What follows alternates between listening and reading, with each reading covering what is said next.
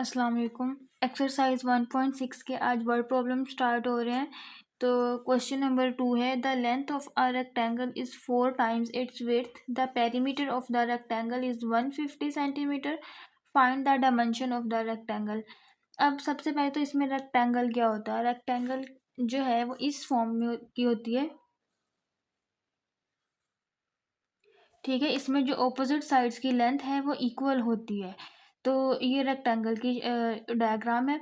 अब इसमें क्या होता है, इसमें दो चीज़ें होती हैं, लेंथ होती है और विड्थ होती है। इसमें जो लॉन्गर साइड है ये होती है लेंथ, और जो शॉर्टर साइड है ये होती है विड्थ, ठीक है। तो अब सबसे पहली कंडीशन क्या है, the length of a rectangle is 4 times it's width. इसमें हमें लेंथ और विड्थ गिवन नहीं है, तो हमें इसमें लेट करनी पड़ेगी। तो लेट कर लेते हैं, लेट विड्थ ऑफ रेक्टेंगल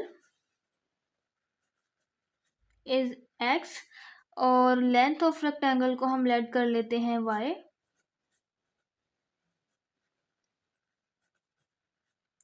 अब फर्स्ट कंडीशन क्या है, length of rectangle is 4 times it's width.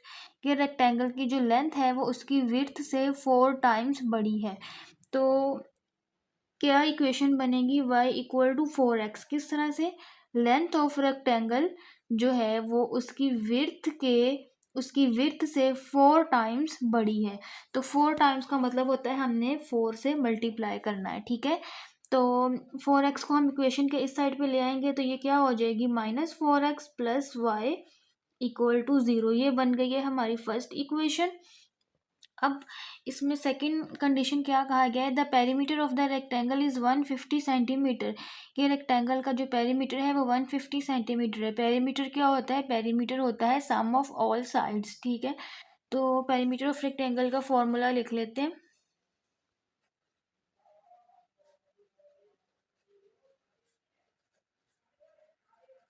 Perimeter of rectangle equal to 2 into length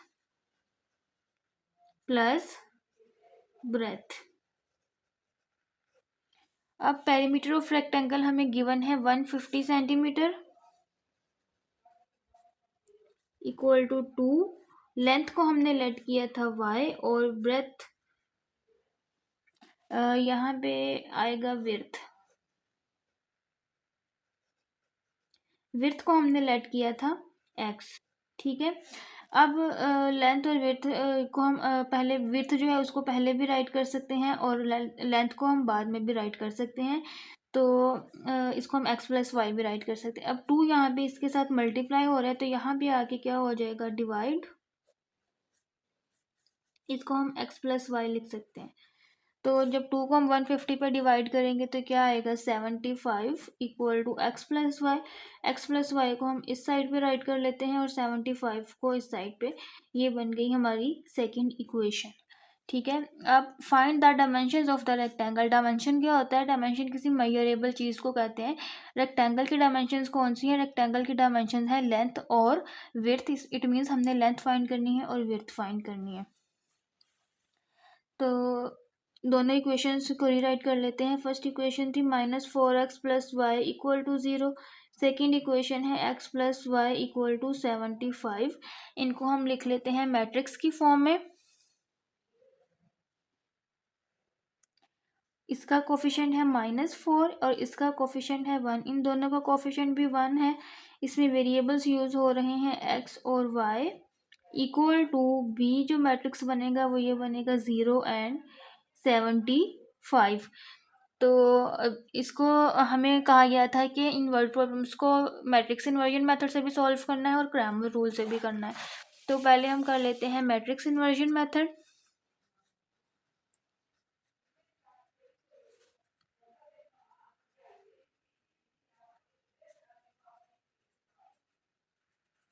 तो अब हम ये क्या आएगा, ये है, इसको लेट कर लेते हैं ए मैट्रिक्स। इसको हम ए मैट्रिक्स सेलेक्ट कर लेते हैं। ये है एक्स और इक्वल टू बी। तो यहाँ से एक्स किसके इक्वल आ जाएगा, ए इनवर्स बी के, ठीक है। तो इसमें सबसे पहले हमें इनवर्स फाइंड करना है, ए इनवर्स। ए इनवर्स का क्या फॉर्मूला है, adjoint of A over determinant of A. तो पहले हम डिटर्मिनेंट ऑफ ए फाइंड कर लेते हैं। डिटर्मिनेंट ऑफ ए क्या आएगा, ए मैट्रिक्स है -4 1 1 एंड 1। तो -4 को 1 से मल्टीप्लाई करेंगे -4 आएगा, -1 को 1 से मल्टीप्लाई करेंगे 1 आएगा, तो क्या आ जाएगा -5। और इसके बाद एडजॉइंट ऑफ मैट्रिक्स क्या आएगा, एडजॉइंट ऑफ ए -4 और 1 की हमने क्या करनी है, प्लेसेस चेंज, 1 और 1 के साइन चेंज करने। तो ए इनवर्स क्या आ गया, 1 -1 -1 -4 -5। अब ये -5 है, इसको जब हम ऊपर न्यूमरेटर में लेके जाएंगे तो ये -1/5 हो जाएगा। अब हम फाइंड कर लेते हैं ए इनवर्स बी।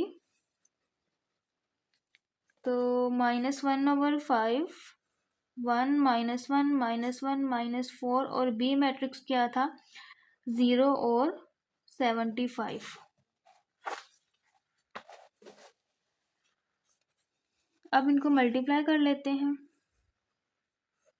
1 को 0 से करेंगे 0, -1 को 75 से करेंगे तो -75, -1 को 0 से करेंगे 0 और -4 को 75 से करेंगे तो -300। तो 0 -75 क्या आ जाएगा, -75 और -300। -75 को -5 से हम डिवाइड करेंगे तो माइनस माइनस से कट जाएगा और 15 आ जाएगा। और जब इन दोनों को डिवाइड करेंगे माइनस माइनस से कट जाएगा, 300 को 5 पे डिवाइड करेंगे तो क्या आएगा, 60। तो अब ये फर्स्ट वैल्यू x है और सेकंड वैल्यू y है। x equal to 15 and y equal to 60। तो x हमने किसको लेट किया था, x हमने लेट किया था विड्थ को। तो विड्थ आ गई है 15 सेंटीमीटर और y हमने लेट किया था लेंथ को, तो लेंथ क्या आ गई है, 60 सेंटीमीटर। अब इसको हम करेंगे by Cramer's rule. By Cramer's rule से भी यही आंसर आएगा।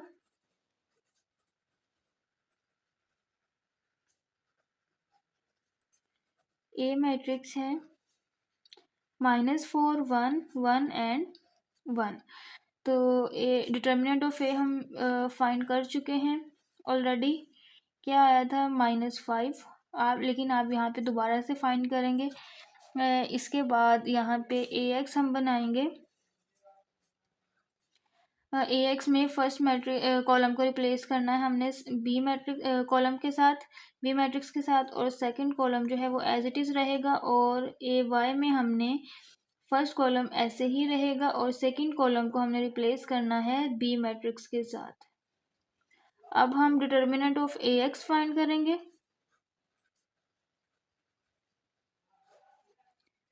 तो 0 -75, ये आ गया -75। डिटर्मिनेंट ऑफ ए वाई,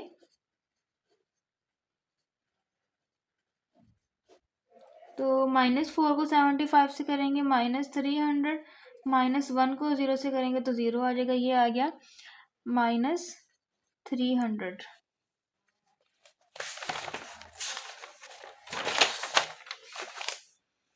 अब x किसके इक्वल होता है, determinant of A X over determinant of A. तो ए एक्स है -75 और डिटर्मिनेंट है -5, माइनस माइनस से कट गया और 5 को 75 पे डिवाइड करेंगे तो 15 आ जाएगा। और y इक्वल होता है determinant of A Y over determinant of A के। तो डिटर्मिनेंट ऑफ ए वाई है -300 और डिटर्मिनेंट ऑफ ए है -5, ये कट जाएगा, 5 और 300 को जब डिवाइड करेंगे तो आएगा 60। तो इसमें भी देखें x हमने लेट किया था विड्थ को, तो विड्थ है 15 सेंटीमीटर और y हमने लेट किया था लेंथ को, तो लेंथ है 60 सेंटीमीटर।